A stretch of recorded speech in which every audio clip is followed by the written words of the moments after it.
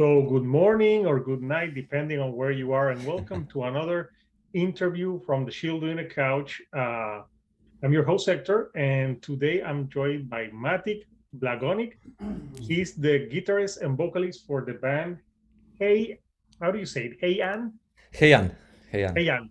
Yes. And we're here because they have put out recently a few singles and they have an upcoming album coming out in November. So, first of Yes. all, Matic, how are you today? I'm doing great, thanks. How are you?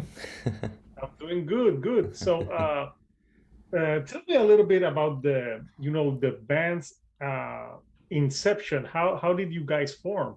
hmm So I actually started the project as a one-man project in 2020 because I've been writing songs for a couple of years before that already, but I've never compiled the songs together for a specific project for a specific album. But in the lockdown in 2020, I had a bunch of extra time on my hands, and I decided I would actually pick from all of the songs that I had written before to pick some that would fit into one concept album, and also wrote a couple new songs. And I recorded some demos in my bedroom by myself. And then really quick, I realized that I don't want it to be a one-man project. I want it to be an actual band, to be able to, work creatively with other musicians, to bring the songs to the next level, and to have the possibility to play live. And I met all of the other guys at the Conservatory for Music in Ljubljana because we all studied there. And I first contacted our drummer guy, who helped me mix some of those early demos that ended up never being released, but whatever. And then we got the guitarist Mateusz, we got Peter, the bass player, and it all went from there. So, you wrote the songs in 2020, but you recorded them last year, or some songs this year. How did that go about? Yes, yes. So yeah, a lot of stuff was written way before. But we went through a lineup change also. Originally, Peter wasn't our bass player. We had another bass player, and the arrangements were a little different. And then that bass player left, and we had a little bit of a break. And then the second lockdown came, which pushed things forward even more. So yeah, we got around to actually recording the album last year, because I met her producer Matej Gobec at United Pop, where I did some music production courses, and he also teaches there, as well as being a Mhm. producer. And I showed him some of those early home recorded demos and asked him if he would be willing to work with us. And he really liked the music, and he was like, "Hell yeah, let's do this." And we also got Randy Slaw, an amazing American composer and producer who's worked with Architects, Tesseract, Devin Townsend Project, a bunch of really big names, to do orchestrations for our album. And yeah, we had a pre production in the summer of last year. We recorded pretty much everything towards the end of last year, got the orchestrations back early this year, and got the final masters in the first half of this year. So then we started releasing this summer. Yeah. Nice. And what the band's name? What does it mean? Mhm.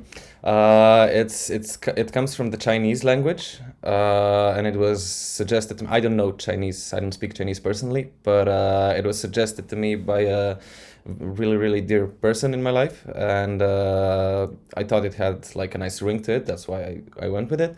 And the meaning is darkness.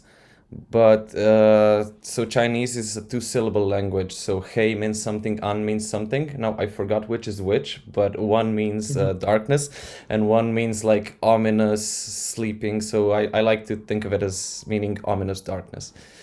So yeah.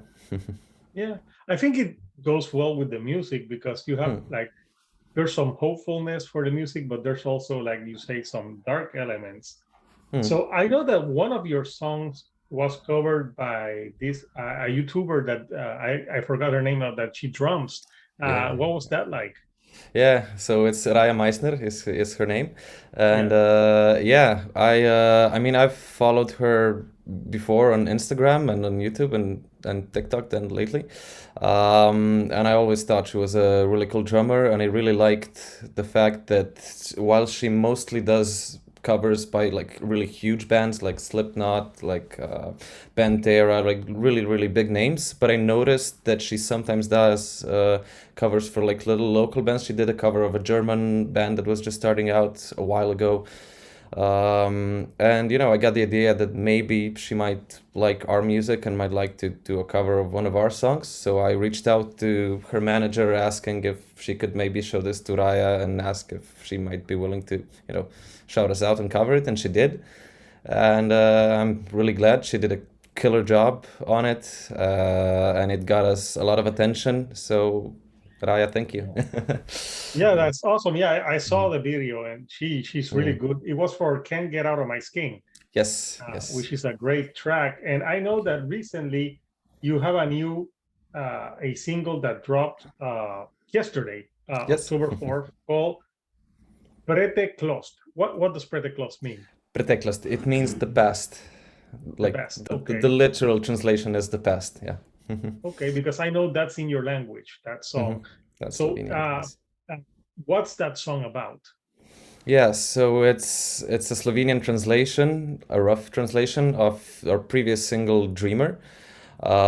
Because we decided to do our album is fully in English, but we decided to do three Slovenian versions of our songs, just like as an homage to Slovenian, our language or whatever, Yeah, and no, I to think that's good. please maybe some Slovenian fans and stuff. Yeah, and so the song is about so both of the songs are about a toxic relationship, not necessarily a romantic relationship, but like a friendship, companionship, whatever, that was really, really toxic on me in a lot of ways. The person was, you know, impacting my life in a very negative way, always, you know, dragging me down without me realizing it. So the song is about that and about realizing it and about getting out of that situation and growing personally by the end of the song.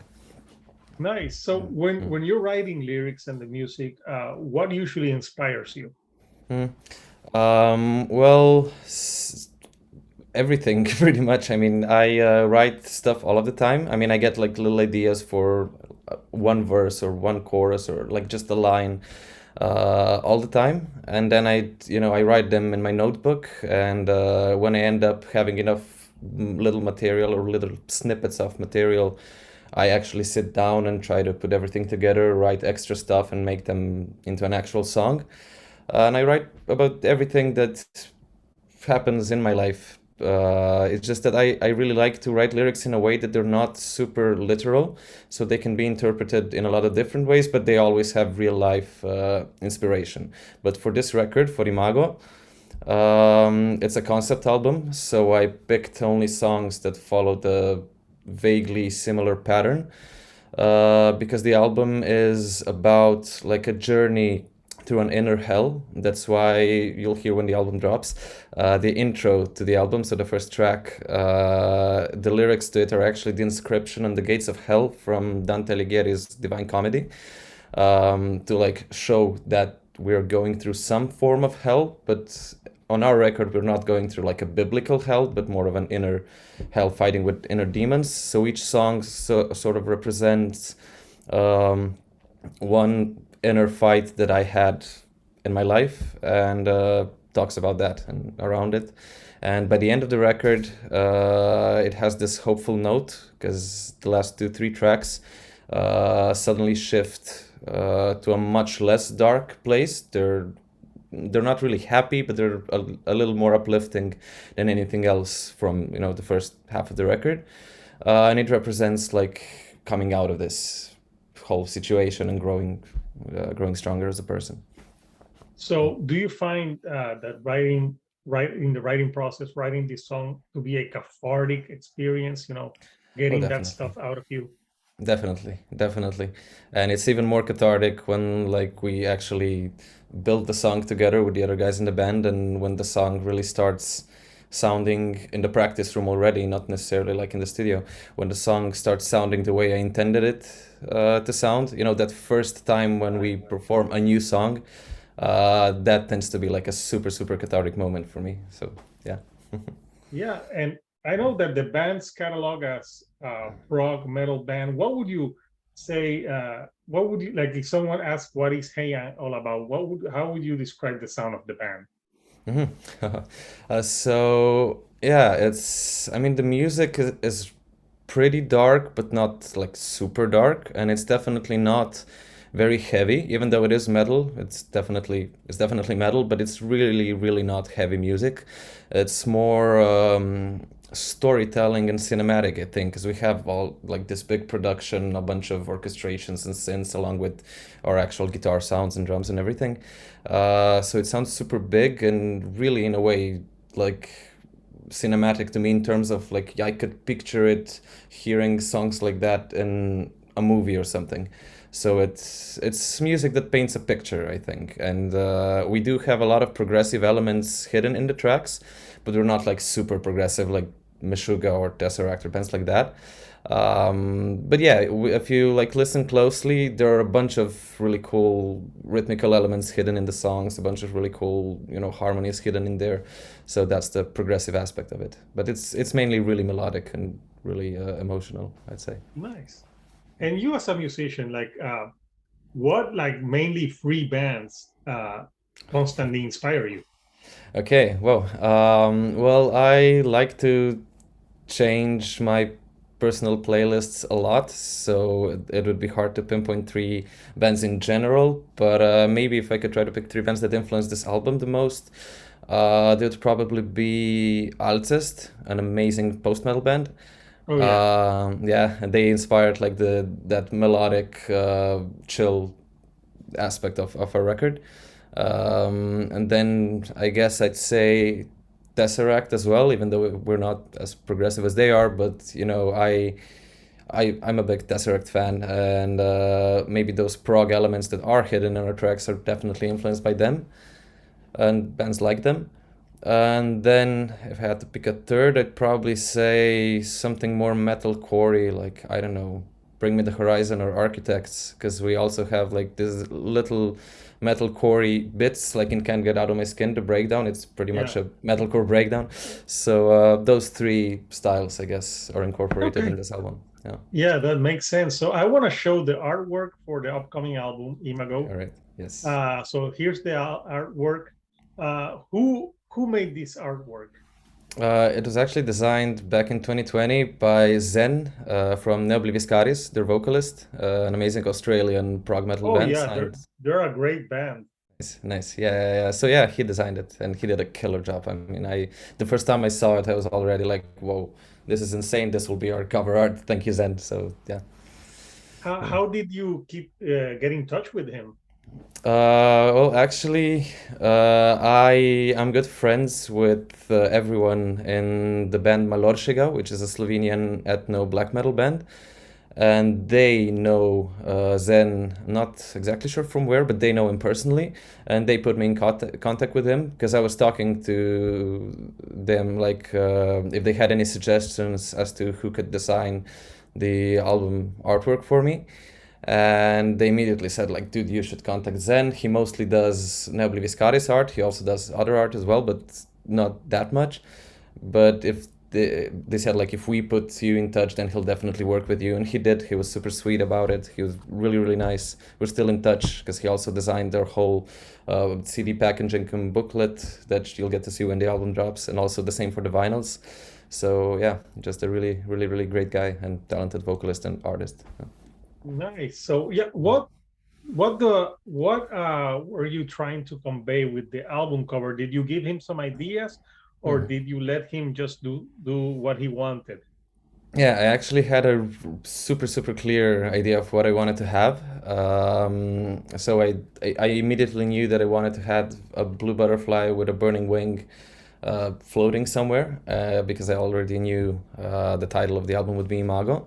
And that's because the meaning of the word Imago is a Latin word, and it means, is the name for the last like stage of the development of an insect.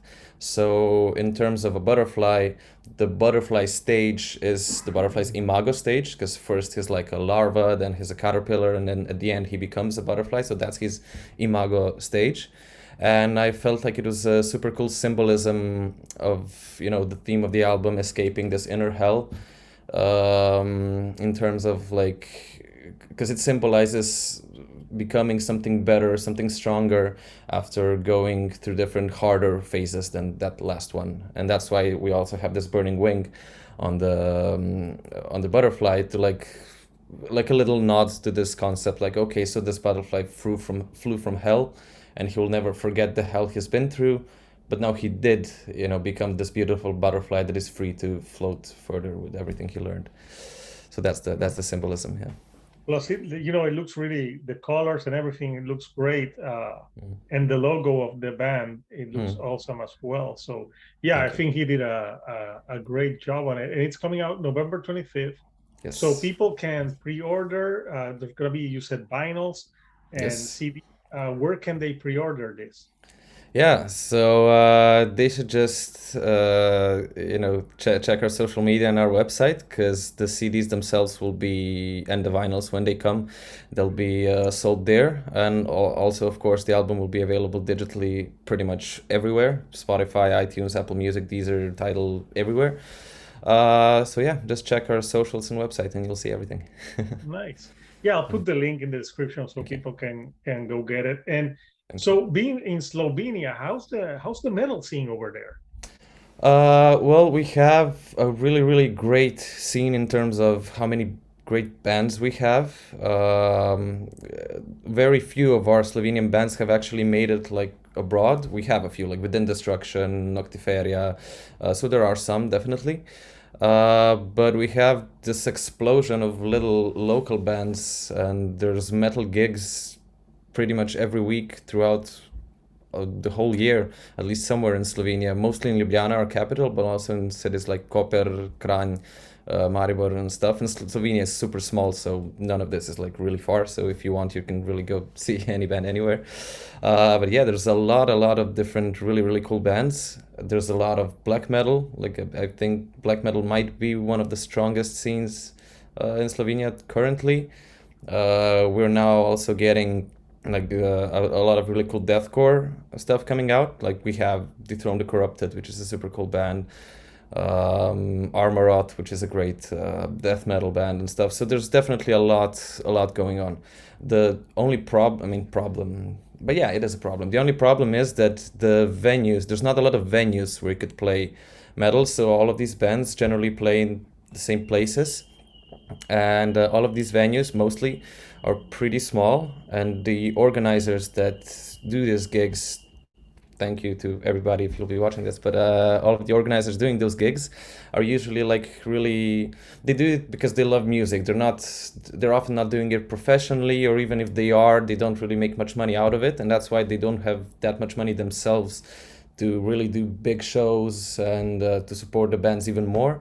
But they're all doing their best, and I think it's working out great for what we have. So yeah. Nice.